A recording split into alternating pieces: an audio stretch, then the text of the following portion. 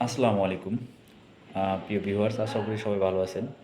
আজকে আমাদের প্রবাসীদের পক্ষ থেকে একটি আ ধন্যবাদ দিতে চাই মাননীয় সরকারকে। যিনি আমাদের কথাটা রেখেছেন।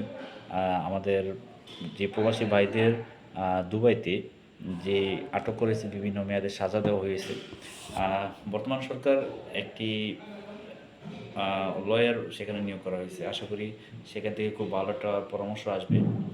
কেননা তারা আমাদের দেশের জন্য দূর থেকে আন্দোলন করেছে। প্রতিটা প্রবাসীদের একটা দিক হচ্ছে তারা দূর প্রবাস থেকেও দেশের জন্য কিছু একটা করার চেষ্টা করে। দেশের মানুষের সাথে একত্রে কাজ করার চেষ্টা করছে।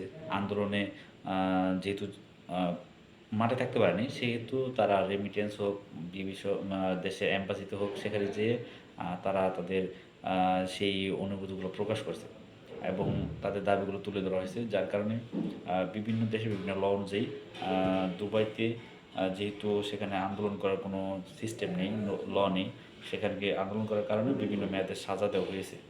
সো অ্যাকচুয়ালি বিষয়টা হচ্ছে এরকম, আমাদের সরকার বর্তমান ডক্টর ইউনূস উনি আমাদের প্রবাসীদের জন্য প্রথম উদ্যোগটা যেহেতু নিয়েছে, আশা করি এটা খুব তাড়াতাড়ি দ্রুত এগিয়ে যাবে। যেহেতু ডক্টর ইউনূসের সাথে বহির্বিশ্বের প্রতিটা লোকের সাথে একটি কমিউনিকেশন আছে, খুব ভালো সম্পর্ক। এই সময়ে দেশের যে সুন্দর একটা পরিবেশ তৈরি করার জন্য এগিয়ে আসছে, সেজন্য তাকে অসংখ্য ধন্যবাদ আমাদের প্রবাসীর পক্ষ থেকে। এবং আমাদের সকলের একটা দাবি যেন এয়ারপোর্টে কোনো প্রবাসীকে যেন হয়রানি করা না হয়। এই দিক এই দিকটাও তাদের খেয়াল রাখতে হবে। কেননা এয়ারপোর্টে দেশ থেকে যারা যায়, অর্থাৎ বাইরে থেকে যারা দেশে যায়, তাদের ব্যাগ ছিনতাই, তাদের ব্যাগ কেটে তারপর বিভিন্ন স্বর্ণ অলংকার যা আছে তা নিয়ে যায়।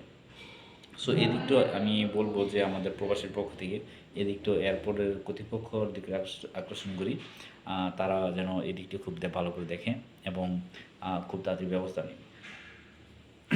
যদি আমাদের প্রবাসীদের ভালো মতো সম্মান দেওয়া হয়, যেহেতু রেমিটেন্স যোদ্ধা বলা হয় আমাদের প্রবাসীদেরকে, সেক্ষেত্রে রেমিটেন্স আরও বাড়বে, মানুষ আগ্রহী হবে। মানুষ কেন এই রেমিটেন্স থেকে দূরে চলে গেছে?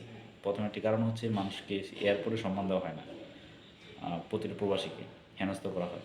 সো আমি সবাইকে বলবো যে যে জায়গা থেকে প্রতিবাদ করুন, সরকার দৃষ্টি আকর্ষণ করুন এবং এই সমস্যাগুলো যেন সমাধান হয় সেদিকে আমরা লক্ষ্য রাখবো।